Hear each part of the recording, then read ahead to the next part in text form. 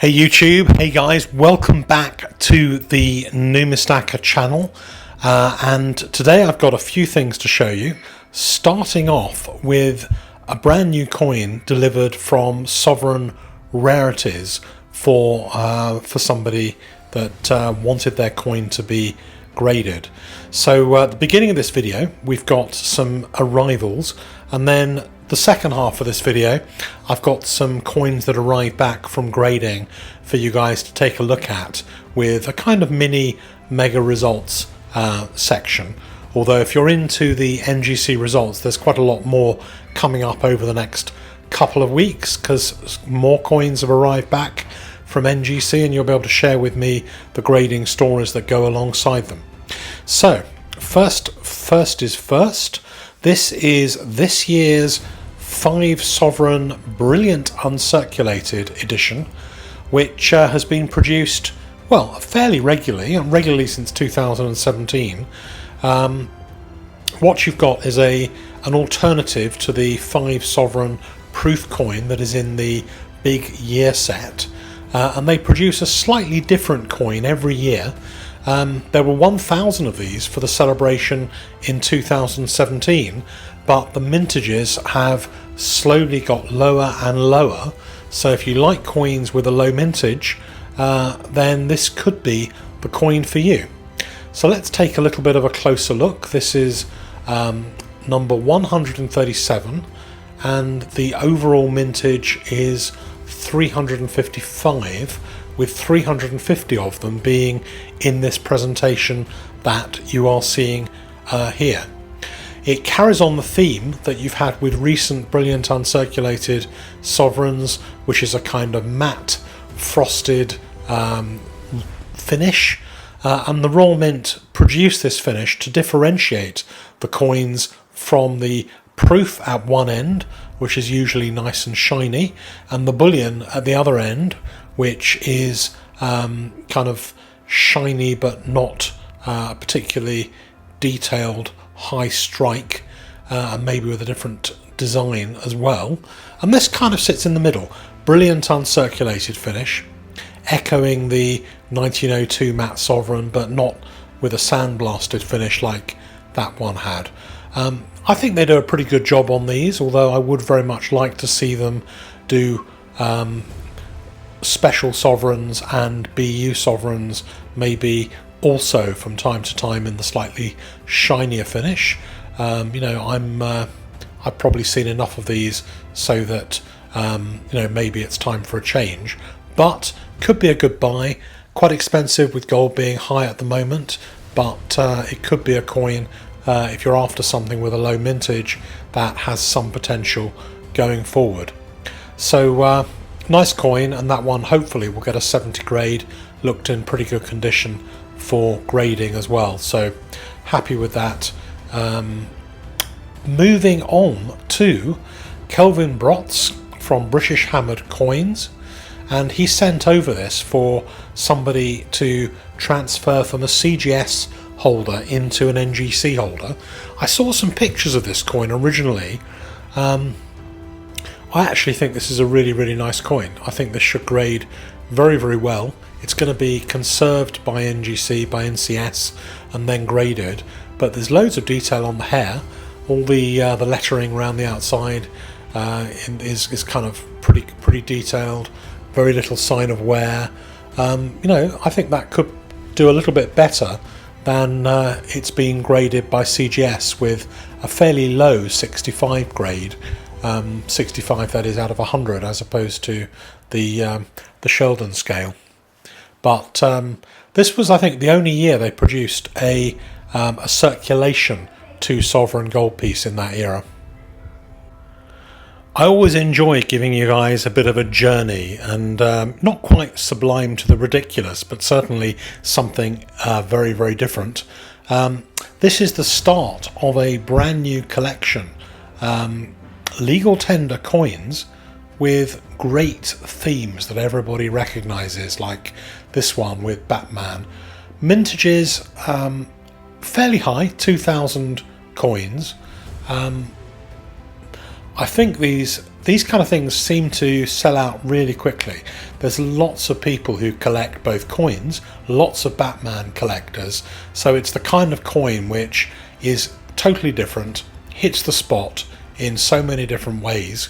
It's not everybody's cup of tea, but it is legal tender, so if you're in Newey, then you want to spend $2, then this should be legal tender and can buy you a nice packet of crisps or something like that in the local shop down there, although probably they've never actually seen one of these coins.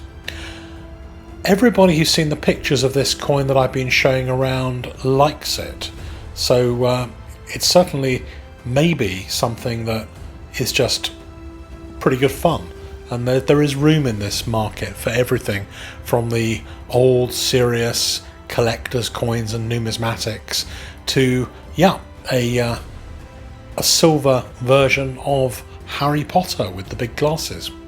2,000 of this one as well, same kind of packaging.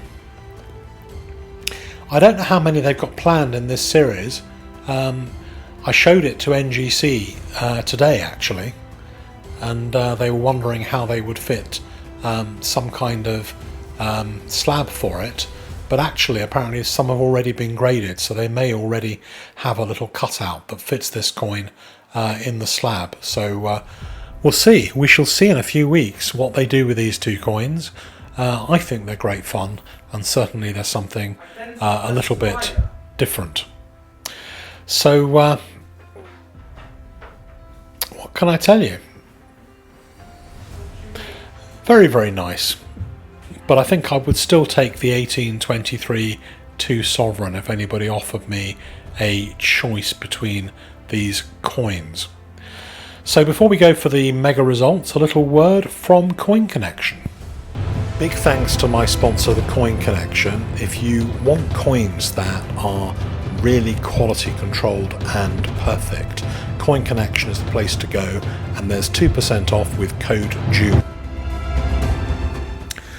This is a box of coins that I very much enjoyed opening. It was actually delivered a few weeks back, so I've kind of had it sitting here, but there have been so many other maybe more important things to say with the dollar going up, and the dollar going down and the gold price going up, and these kind of coins just kind of stayed there, and I didn't use the video. But actually, looking back at this video, these are some spectacular coins. This one was a coin, I have no idea about the history of this coin. It was somebody who had it delivered from a European auction house directly to me to get it graded, so it wasn't anything that I'd researched, but actually I think it's a pretty spectacular looking coin and in brilliant condition for such an old coin. This coin I really liked when it came in, 1646 sixpence, very, very nice. This coin came from one of the key suppliers in the UK of milled and hammered coins, and their name is Milled and Hammered Coins. And if you want to really learn a little bit about coins of this era, then you could do a lot worse than have a chat to Alan Warby of Milled and Hammered Coins. This one is an interesting coin. This came from another expert in older coinage, and this was a coin that originally I graded a while back, and it got an XF45 grade, and then it was broken out of its holder, and something may have happened to it along the way, but when it was represented, NGC noted it as being cleaned, so I'm really not quite sure where that cleaning happened. An 1887 half crown, the Queen's Jubilee half crown, tiny little kind of mark there on the left hand side, but it did pretty nicely. Next one up here is a 2 peso coin from 1921. It's got a very, very similar design to the 50 peso coin, the gold coin, the popular bullion coin. It's quite a lot bigger than a 1 peso coin, just about fits in an NGC holder, and first one of those in all the coins that I've submitted to NGC, first one of those that's been bought in. Now this one here I think is a very, very special coin. I mean, this is a Charles I half crown minted in York. This was part of a special collection put together by Milled and Hammered Coins and then bought by a friend who asked me to grade it or send it to NGC to be graded, and it got a mint state 61 grade. It was already considered to be a very, very high grade coin. Charles mounted on his horse with his sword raised. I went to an exhibition of paintings out on Charles I, and that was that same portrait with the on the horse and the sword raised. Is, you know, his official portrait was done in exactly the same style. Okay, so here's a couple of coins that were mechanicals that came back. This one originally had the word foreign misspelt, and it's a very, very interesting error, which is a 20 pence coin, or at least on a smaller planchet. Here's another mechanical. This one was a mechanical because in 2002 they produced this Commonwealth Games design, and there's the red and white flag with nothing down the central bar, and that represents England, and then there is a slightly different variety of it that represents Northern Ireland, and they got them round the wrong way, so those had to go back. So that coin originally came back a few months ago, and it's taken another few months to get the mechanical sorted out on it. And here is the 50 peso coin.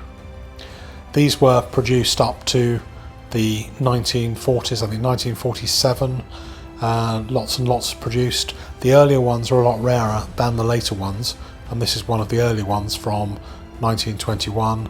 Really, really nice coin, beautiful design. I mean, it's generally considered to be a bullion coin. Some of the early ones are bullion plus a little bit, but it's I think it looks pretty nice in its Mexico label. This coin is one of three, and these were PCGS coins that came in a proof 69 with a view to having them conserved and potentially getting them upgraded to a 70. Unfortunately, none of those three coins were able to be graded at the slightly higher grade. These two coins did really, really well. I know the person who owns these coins has a habit of picking really, really good coins, and that 66 star is a brilliant coin for this particular coin. 1952, I think that was the only year that you had George VI on this coin in from South Africa. After that it was Elizabeth. 1937, proof half sovereign, 62 cameo. A bit of a shame this one got details. I think the owner kind of knew that it might get details, and if you look close up you can see some evidence of cleaning, but it's still a very nice coin. You can see there just those parallel lines underneath the second of George II.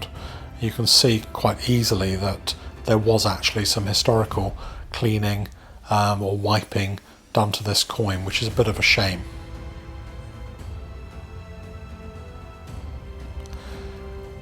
$1887, proof half sovereign, always a really nice coin. This one's got quite a few hairlines, unfortunately, lots of hairlines.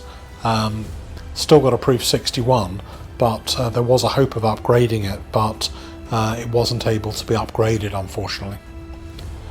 Here's another one in the 1921 set, the Mexico set. You saw the 2 peso, the 50 peso, and this one's the 20 peso. Probably a toss-up as to which is the best design. A lot of people really, really like the design of this 20 peso gold coin. Here is another of those half sovereigns, proof half sovereign, 64 star.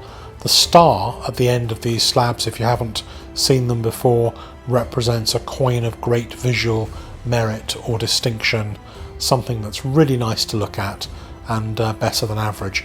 Quite often when you send coins to NGC for conservation, after they're conserved, some of them are given the star rating, but it's still pretty unusual. So I hope you like that. I will have more for you soon, but sorry I kept you guys waiting so long for the next video.